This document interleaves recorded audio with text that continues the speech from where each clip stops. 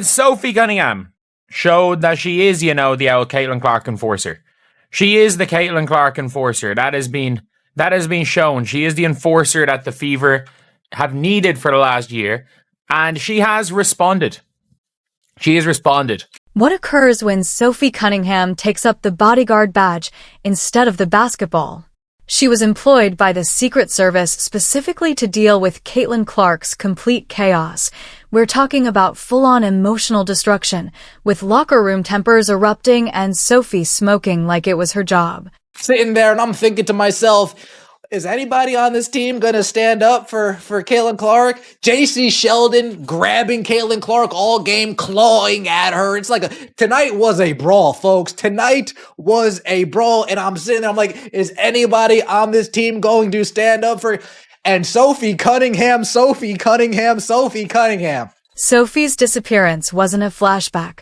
Rather, it was a full-fledged superhero origin story. She didn't just show up to play. Instead, she came to destroy the Connecticut Sun as if she had planned it all season. This wasn't just drama, it was scorched earth policy, and you can be sure that the fallout was intense. So, how did Sophie break her silence after being ejected for standing up for Caitlin Clark against the Connecticut Sun Bullies? We'll break it down. If you agree with Sophie, leave a comment below. Let's start with the play that set off the entire night. So as you guys can see here, JC Sheldon is guarding Caitlin Clark. She swipes her in the eyeball. Caitlin Clark nudges her off because JC stays in her face. And then Tina Charles runs over and is kind of wagging her finger in Caitlin Clark's face. And then Marina Mabrey comes out of nowhere and chucks her to the floor. Now let's watch this in slow motion. Here, JC Sheldon is guarding Caitlin, swipes her in the face. There's one. Going for the ball, swipes her in the eyeball. Caitlin's gonna have to start wearing goggles. And then Caitlin pushes her off of her, like, why are you still in my face? Marina Mabrey, bat out of hell, chucks Caitlin Clark. Sophie Cunningham arrived with a single goal, to ensure that no one touched Caitlin Clark without immediate, life-altering repercussions. Instead of clocking in for a normal shift, she clocked in for warfare. The WNBA should have been on high alert from the moment Sophie Cunningham arrived. Consider her to be a human firewall.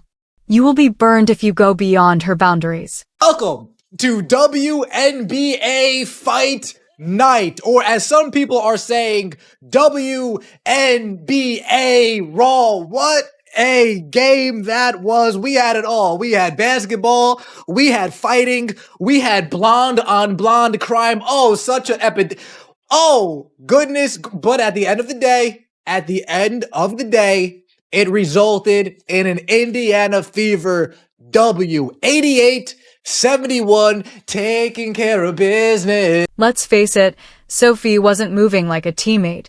Rather, she was moving like the head of security at Area 51.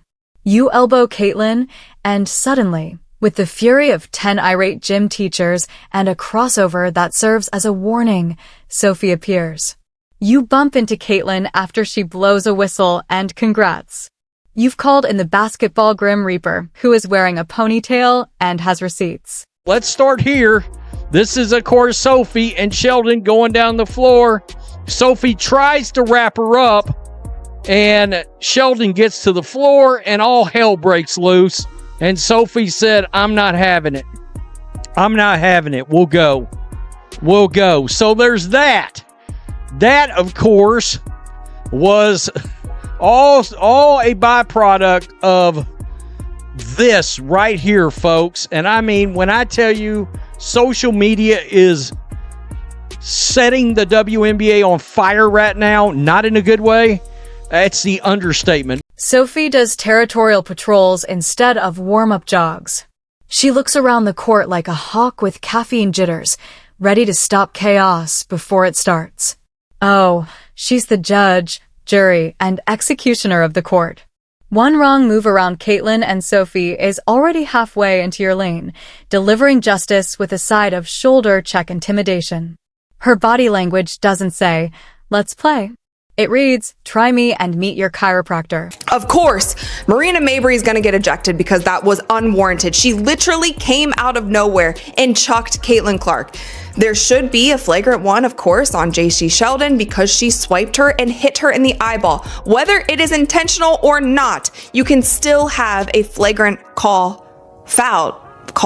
a flagrant foul called on you, whether you are trying to intentionally hurt somebody or not. But this is what they called, you guys. This is what they called. Caitlin Clark, Marina Mabrey, Tina Charles were assessed with technical fouls on Tuesday. Caitlin, Marina, and Tina Charles. Technical fouls. That's it. Technical fouls. That's it. And JC Sheldon was assessed with a flagrant 1 foul, and no players were ejected. This woman is an omen rather than merely a deterrent. While coaches discuss tactics, other players stretch prior to games. Sophie loads symbolic ammunition. There's no halfway with Sophie. She's not here for the pregame vibes. She's here to throw down like it's the Hunger Games and Caitlin's holding the last district. This level of fearless loyalty is practically extinct in the league, while some stars are curating playlists and practicing mindfulness. Sophie is planning divine retribution for anyone considering getting spicy with the Fever's golden child. Even the most seasoned veterans suddenly remember they left the oven on. With court clearance, Sophie is charging into the arena like a berserker, bringing that bruiser spirit from the 1990s with a contemporary don't mess with your head mentality. It's instinct, not plan. Since Rodman was body slamming people in the paint, the league hasn't witnessed this kind of "I'll burn it all down before I let you touch her" energy attitude, which is a personality attribute with footwear that you can't teach. I feel good, and Sophie Cunningham put me out on a high note, folks. I didn't even say, Ben, calm down, regroup. I didn't even say that. Let's get straight to the play. Everybody, the plays everybody is talking about. First off, Marina Mabrey body checking Caitlin Clark to the ground. JC Sheldon all over her. Riding her. Pokes Caitlin Clark in the eye. Oh, man. Caitlin Clark needs to start wearing goggles, folks. Caitlin Clark's going to need to start wearing goggles. Bumps up on Caitlin Clark. Caitlin Clark says, "Get your hands off me." And then here comes Marina Mabrey.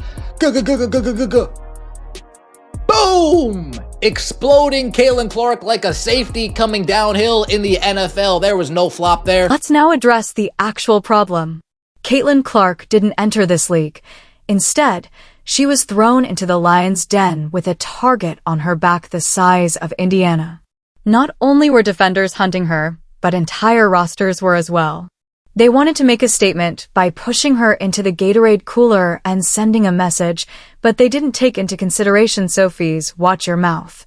Cunningham has a vendetta while seated in the first row. Literally about a minute and a half into recording this reaction earlier, with 1 minute left, and all hell broke loose between JC Sheldon and Sophie Cunningham, and it is very clear the Indiana Fever, some of these girls on this team are finally fed up. It wasn't just about team chemistry. Sophie appointed herself protector chief, and let me tell you that her background checks are extensive and have consequences. They didn't realize that one woman could put an end to a whole press of pettiness, so she turned Clark's target zone into a demolition zone. If you try to rough Caitlin up, you're on Sophie's hit list. Like some people read box scores, she reads vibes. Once again, WNBA, we're not talking about your basketball. We're talking about the WNBA WWE Raw circus that you got going on right now. And we all know this incident with Sophie stems from the incident that was clearly not handled correctly by the WNBA and the referees. During a season where every game seemed like a test and required patience in addition to skill, Caitlin had to deal with cheap shots. Side eyes murmured a little, but Caitlin maintained her poise like a veteran. Sophie made sure that maintaining style didn't equate to being weak. Maintaining peace in a conflict zone was more important than playing the game. All right, enough is enough. You know, at some point, the line gets crossed too often where something needs to be done and things need to be corrected. And that is certainly the case with the way things around Caitlin Clark are officiated. This is a constant problem now. You know, it is something that since the beginning, I've kind of like backed off on because physical play is a part of sports. You know, going after a superstar and trying to rough them up a little bit to get in their head is a part of sports. But when it crosses the line, the referees need to do their job. Sophie was already creating her own moves, primarily using intimidating timing and completely acceptable aggression, while the opposing teams were gathering to plan on Clark. Sophie wasn't protecting Caitlin for clout. Rather, she's protecting her because this is a teammate who understands and sees the bigger picture. The twist is that Sophie doesn't just defend. She delivers. She's a legitimate hooper who also happens to be the league's most dangerous deterrent. Sophie was there and prepared to bring holy judgment in the form of legal screens and passive-aggressive body language the moment someone looked at Caitlin incorrectly. She is here for Caitlin's protection, not for flowers, awards, or tweets. She's not just a teammate. She's a force of nature, and when she flies into a play with that distinctive, you messed up smirk, everyone on the court knows it's going to get real. Her team's sanity and the complete destruction of every bad faith bump that suddenly isn't a foul. For WNBA, Kathy Engelberg. Hello, Earth to Kathy Engelberg. Are you going to step in and do something about this trash that's going on? Players are getting assaulted on the floor. Like, come on, Caitlin Clark could have really got injured right there, y'all. She could have really got injured by these haters, these jealous, hating players. They just jealous and hating, bro. She didn't even get ejected. The next time someone considers making a cheap shot at Caitlin, they should keep in mind that she never enters a game by herself. Sophie Cunningham is only a sidelong glance away from changing the course of events, the scoreboard, and possibly your entire career path. She isn't here for post-game interviews. Rather, she is here for the post-game silence, which is when her presence alone puts an end to the entire situation. Welcome to the Fever Defense Program. Step to Clark, and good luck to you and Cunningham. By the way, this is what she posted as soon as it happened. This is in the locker room. This is before the game ended. Before the game ended, she comes out in the locker room and posts this. Like, what are we doing? When the Connecticut Sun players chose to use some dubious fouls and cunning moving screens to try their luck without hesitation, Sophie Cunningham adopted a medieval look, complete with a tight ponytail, no warm-up, and unadulterated vengeance that makes even seasoned athletes reconsider their professional paths. A single second the next Sophie's, Caitlin Clark, appeared out of thin air like a basketball terminator with no cold. If you roll up on Clark with bad intentions, this isn't some over-the-top act. She's just being Sophie in her element, treating every cheap shot like a personal challenge.